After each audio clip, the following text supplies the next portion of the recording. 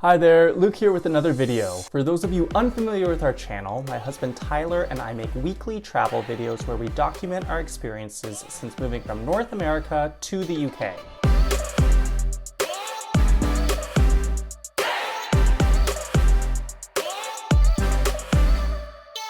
If you watched the last couple videos that we made, you'll know that we were featuring a lot of the great islands that are part of any great Scottish Highlands itinerary. So 2 videos ago, we went to the Isle of Lewis and Harris, which is a really worthwhile video to check out if you haven't already. And then the last video featured our time in the famous Isle of Skye, as well as the Glencoe area of the Highlands. In this video, I'm going to take you to 2 different islands that are part of the Inner Hebrides Islands, and they include the Isle of Islay and the Isle of Mull.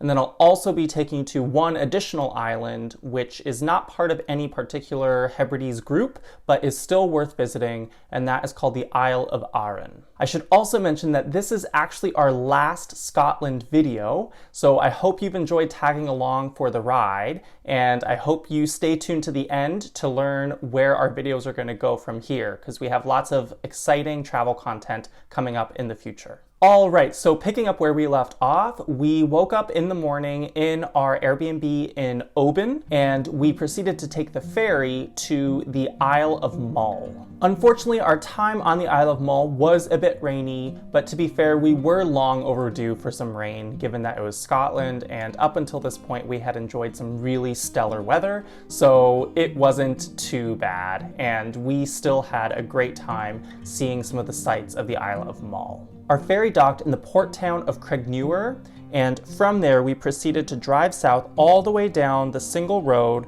on this part of the island to the port town of Finnefort. This drive down was really quite lovely, with lush green countryside and little waterfalls wherever you looked.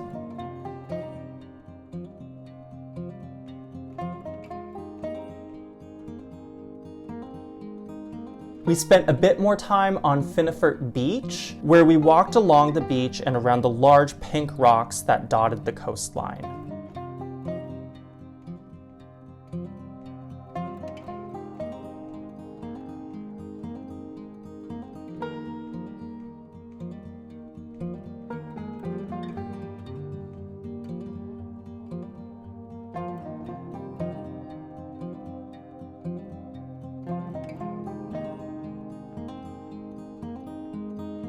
At the end of our time in Finnefort, we couldn't leave this particular area without saying hi to some of the local residents. Of course, the Highland cows. We drove back the way that we came, and from here we headed to Duart Castle.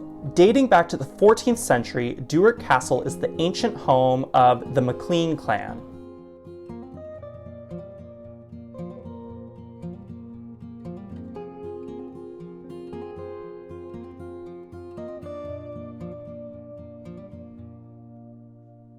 After this particular visit, we decided to head back to our campground and just relax, enjoying some of the views that we got from our campground. The following day, we proceeded to what is called Calgary Bay. And if you're Canadian like us, or if you've visited this particular city in Canada, your ears may have perked up hearing that name, and it is with good reason, because Calgary, Alberta in Canada is actually named after this particular spot in Scotland, which I was really surprised to hear. I never actually knew the origin of the name Calgary before, but it was kind of a fun surprise to come across that during our trip here. We just enjoyed walking around the beach here and enjoying the views that you get. A really nice picturesque spot to stop for a bit. Our next stop was to the cute town of Tobermory, which is a fishing port that was established in the year 1788. We parked the car and walked around the town, checking out some of the local shops.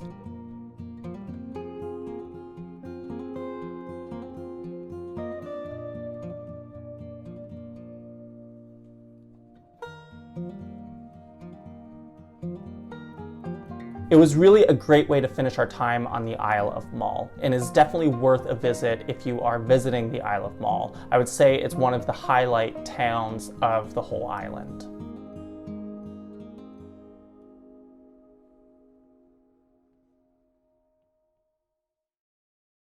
The next day, we took a ferry from the Isle of Mull to another island called the Isle of Islay. There is no direct ferry route from the Isle of Mull to the Isle of Islay, so instead we took a ferry from the Isle of Mull back to Oban, and then we drove about 1.5 hours to get to Kennecraig ferry terminal. I have to say that this is yet another ferry route that we enjoyed. It was quite scenic, and in particular we liked the views of some of the small islands that you pass by on this route from Kennecraig to the Isle of Islay. Once we arrived in Islay, it was actually late afternoon, so we just headed back to our campsite where we were spending the next couple days in the area called Port Charlotte. The following day, we headed to the eastern side of the island and we enjoyed a nice morning walk to the Mull of Oa and the American Monument. The American Monument commemorates the American lives that were lost during the sinking of 2 troop ships in 1918. We really enjoyed the walk, which offered panoramic views of the coastline and grazing goats. We took our time at the monument and continued walking along the coast to complete this circular trail back to the car park.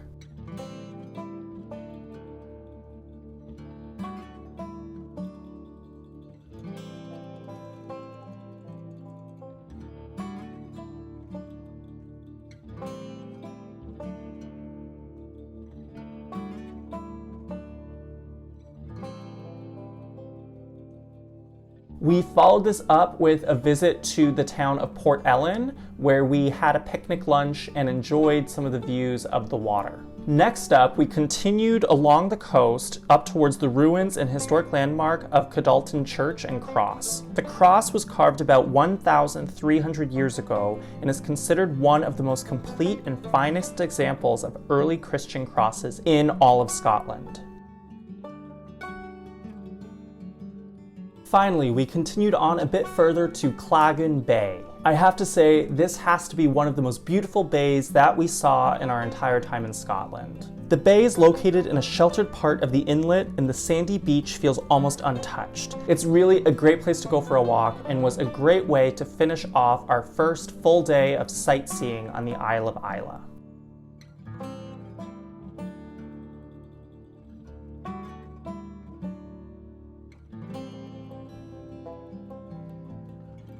We woke up the next day and we headed to Loch Finlaggan.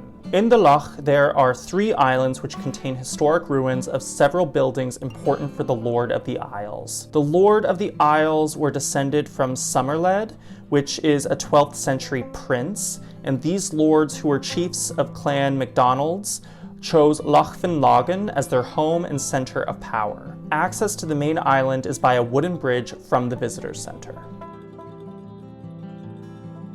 After we were finished at Loch Finlaggan, we headed to Machrie Bay for a nice walk. We enjoyed the views from the beach as well as the large sand dunes that dot this long stretch of beach here. From here, we continued along a scenic drive south towards Portnahaven and Port Wemyss.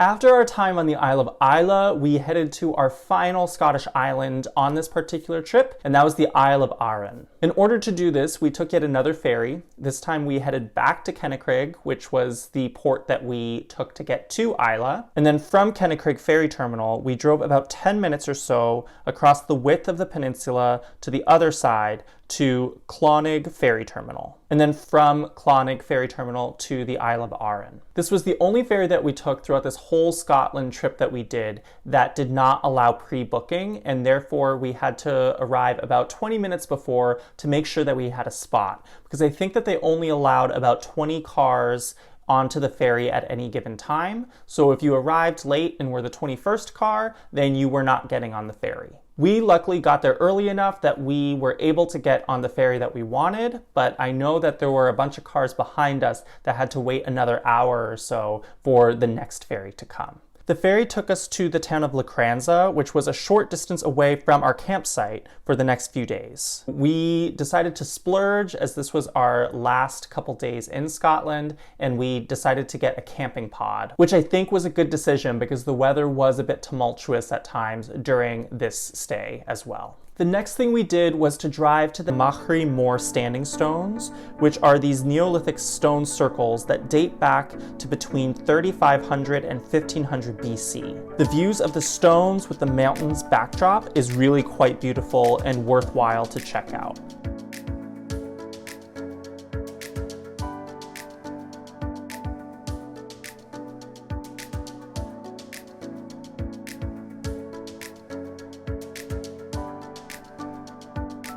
Afterwards, we hiked along the coast to King's Cave, which is a seafront cave on the western side of the island.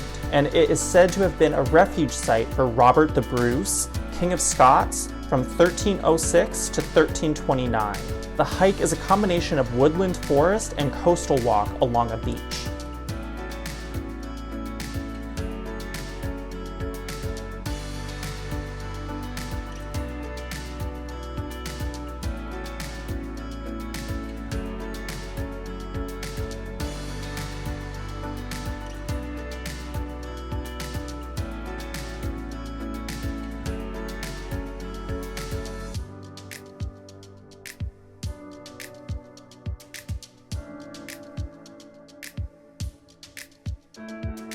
The next day, we drove around the island in the morning and enjoyed the peaceful serenity and gorgeous views around Lomlosh Bay. We parked just outside of town and hiked to Glenashdale Waterfall. The hike wasn't too difficult, and the view of the waterfall at the end is definitely worthwhile.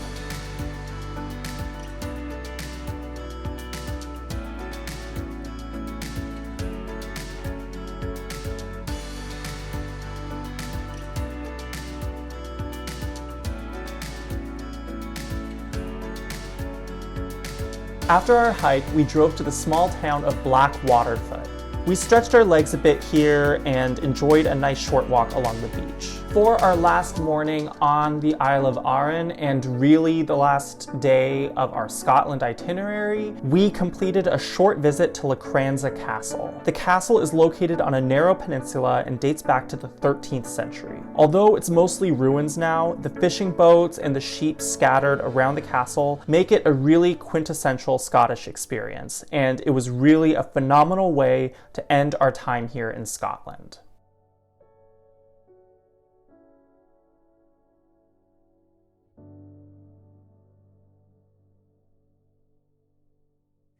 All right, everyone, that is it for this video and marks the end of the past few videos which have focused on our time in Scotland during the summer of 2021. I hope you enjoyed it, and if you did, be sure to give us a like, a subscribe, and a comment, as that really helps us keep producing content for you guys. If you haven't already, be sure to check out our previous Scotland videos so that you can get more ideas for your own Scotland itinerary. If you think this was the end of our travels, then you are sorely mistaken, because we engaged in a really epic trip starting in Spain. I'll see you at the next one. Bye!